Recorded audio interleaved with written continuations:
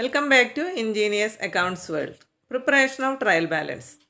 Today we are going to learn about the different methods of preparing trial balance. And the different methods are totals method, balances method and totals cum balances method.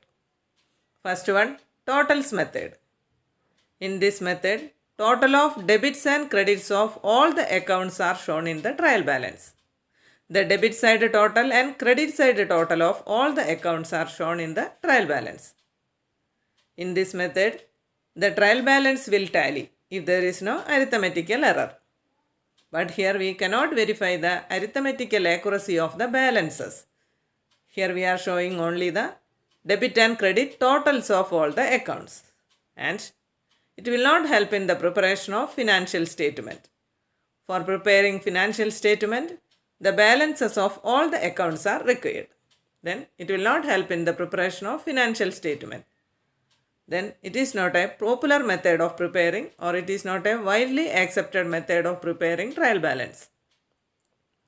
And the second one, balances method. In this method, trial balance is prepared by showing the balances of all the ledger accounts. All the debit balances and all the credit balances are shown in the trial balance. Here we can verify the arithmetical accuracy of the balances, and it will help in the preparation of financial statement also. This method is the popular method of preparing trial balance. Okay, and the third one, totals cum balances method. This method is the combination of the totals method and balances method. In this method, trial balance is prepared with 4 amount columns. The first 2 amount columns for writing the debit and credit totals of all the accounts, and the next 2 columns for writing the balances.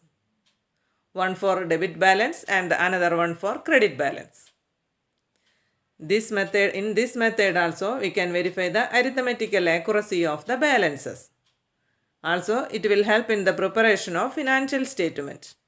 But this method also is not a popular method of preparing trial balance, because this method is the time consuming method. Here we have to spend additional time for calculating the debit and credit totals and writing them in the trial balance. For spending additional time, we are not getting any additional benefits. So this method is also not a popular method, or this method is also not a widely accepted method of preparing trial balance. The best and the popular method of preparing trial balance is the balances method.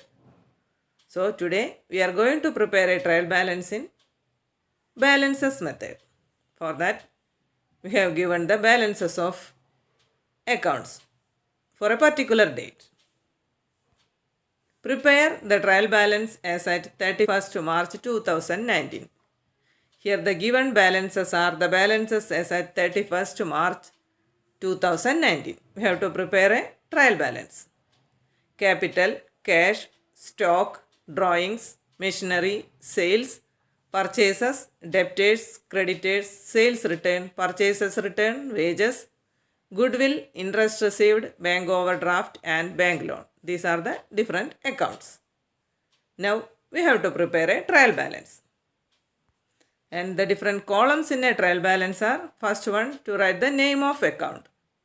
Next one, ledger folio, and the next 2 columns are the amount columns. One to write the debit balances and the last one to write credit balances. In the heading, we have to specifically mention the date. Here the given balances are the balances as at 31st March 2019. That date also we have to mention in the heading. Then trial balance as at 31st March 2019. Either as at or as on. Any one we can write. Trial balance as at or trial balance as on 31st March 2019. Okay. Now we can enter the account names one by one. And we know that the accounts of assets and expenses will always show debit balance, and liabilities, capital and revenues will always show credit balance. Okay. Now the first one, capital. credit balance. Then we can write it in the credit balance. Cash, asset, debit balance. Stock. Stock means closing stock of goods. Asset. Debit balance. Drawings. Capital reducing item. Credit balance for capital, then debit balance. Drawings, debit balance.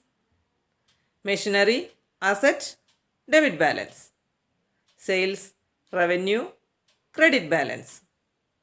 Purchases, expense, debit balance. Debtors, asset, debit balance. Creditors, liability, credit balance. Sales return. Sales return reduces sales revenue. Credit balance for sales account, then debit balance for sales return. Sales return, debit balance. Purchases return. Purchases return reduces purchases. Debit balance to purchases, then credit balance. Purchases return, credit balance. Wages, expense, debit balance. Goodwill, asset, debit balance. Interest received, revenue, credit balance. Bank overdraft, liability, credit balance. And the last one, bank loan. Again, liability, credit balance. Okay. Now we can total the amount columns. And the total of both the columns are 5,17,000. That means total of both the amount columns are equal. Okay. That's all for today. If you found this video helpful, please like, share, comment and subscribe my channel. Thanks for watching. Thank you.